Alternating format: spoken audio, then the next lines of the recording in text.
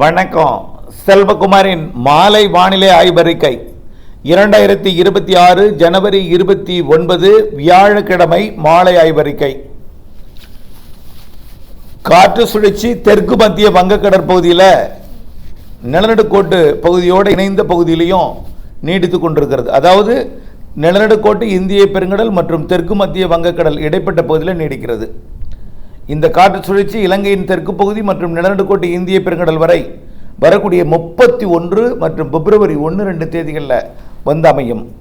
இதன் காரணமாக வரக்கூடிய 1-2 தேதிகளில் தான் தமிழ்நாட்டுக்கு தூறல் நனைக்கும் மழை சொல்லியிருந்தோம். அதாவது கடலோர மாவட்டங்கள், டெல்டா மாவட்டங்களுக்கு 31 வானம் மேகம் சூழ்ந்து ஒரு சில இடங்களில் தூறலை கொடுக்கலாம். அதாவது வரக்கூடிய சனிக்கிழமை, வரக்கூடிய சனி, ஞாயிறு, திங்கள். ஞாயிறு 1ஆம் தேதி நனைக்கும் மழை, தூறல் மழைக்கு வாய்ப்பு இருக்கு.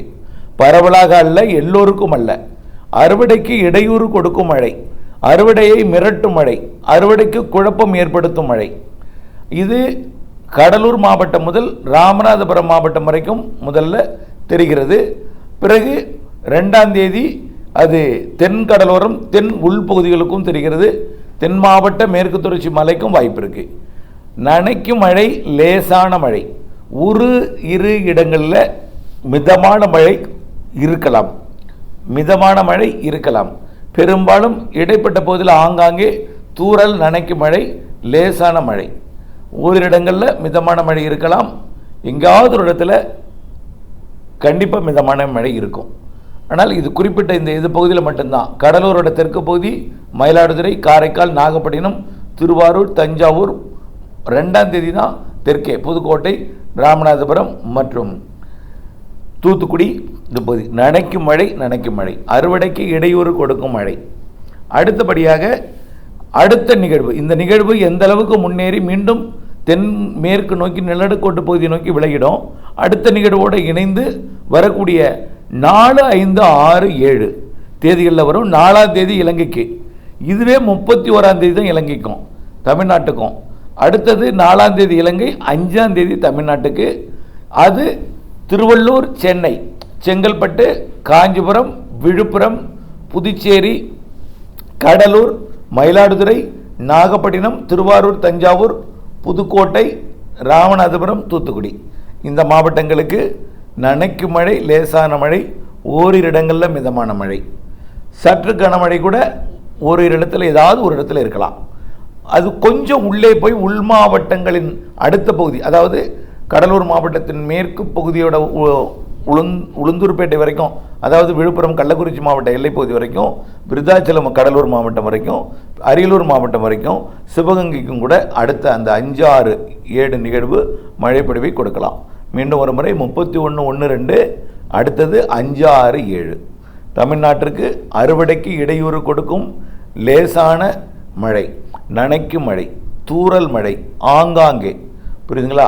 அடுத்தது பனி வந்துடும். அடுத்தது 6ஆம் தேதியிலிருந்து பனிப்பொழிவு, அதாவது 8ஆம் தேதியிலிருந்து பனிப்பொழிவு. இது மழைப்பொழிவுக்கு முன்னாடி கொஞ்சம் குளிரையும் கொண்டு வரும். அதாவது 31ஆம் தேதி கொஞ்சம் குளிரும் இருக்கும். அடுத்தபடியாக 5ஆம் தேதி குளிரும் இருக்கும். குளிரோடு சேர்ந்து ஒரு லேசான ஒரு மூடுபனி போல ஒரு அதிகாலை நேரத்தில் இருக்கும். அதற்கு பிறகு தான் மேகம் அப்படியே மேகமாக, அதாவது மழை மேகமாக மாறும். மூடுபனியும் இருக்கும். வரக்கூடிய 31ஆம் தேதியும் 4ஆம் தேதியும் 5ஆம் தேதியும் மூடுபனியும் இருக்கும். பிறகு அது மழையாக மாறும். பனிப்பொழிவுக்கு பிறகு மழைன்னு சொல்லலாம். அப்படி இருக்கும் வானிலை. அடுத்தபடியாக 8ஆம் தேதியிலிருந்து குளிர் கொஞ்சம் கூடும். பனிப்பொழிவோடு சேர்ந்த குளிர் வானிலை. ஆனால் உறைபனி கிடையாது. இப்போ இருக்கிற குளிரை விட கொஞ்சம் கூடுதல் குளிர், கொஞ்சம் பனிப்பொழிவும் இருக்கும். 8, 9, 10, 11, 12ஆம் தேதி வரைக்கும். 13ஆம் தேதியிலிருந்து அடுத்த நிகழ்வு மேகமூட்டத்தை ஏற்படுத்தும். ஆங்காங்கே 14, 15, 16, 17 தூறலை கொடுக்கும். அடுத்த நிகழ்வு அது எந்த அளவிற்கு முன்னேறி வந்து மழைப்பொழிவை கொடுக்கும் என்பது ஆய்வில் இருக்கிறது. அதாவது 15ஆம் தேதி நிகழ்வு ஆய்வில் இருக்கு. ஆக 15ஆம் தேதி நிகழ்வு எப்படி இருக்குங்கிறது அது ஆய்வறிக்கைக்குள்ள சரியான ஒரு முடிவு கிடைத்த பிறகுதான் 25ஆம் தேதி நிகழ்வு எப்படி இருக்குங்கிறத சொல்ல முடியும். ஆகவே 15, அதுக்கடுத்தது 25, அதுக்கடுத்தது மார்ச் 2 நிகழ்வு இருக்குது. மார்ச்லேயும் 2 நிகழ்வு இருக்குது, பிப்ரவரிலையும் 2 இருக்குது, பிற்பகுதியில் மார்ச்லேயும் நிகழ்வு இருக்குது.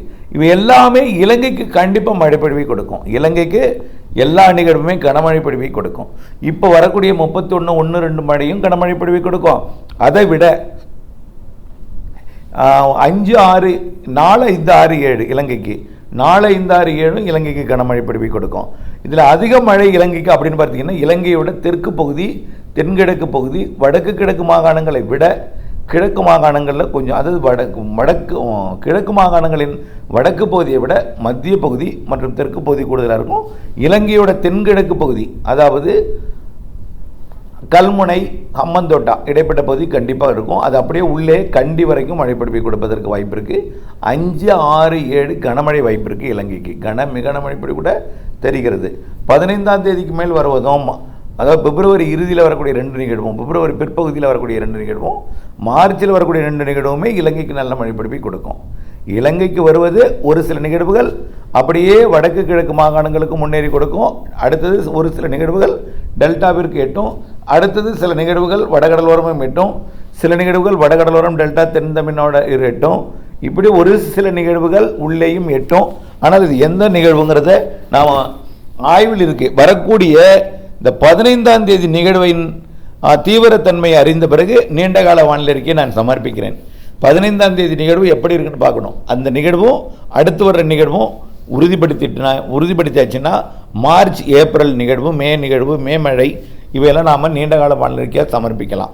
அதே போல் நிறைய பேர் கேட்டிருக்கீங்க, வரக்கூடிய தென்மேற்கு பருவமழை கேட்டிருக்கீங்க, கோடை மழை கேட்டிருக்கீங்க.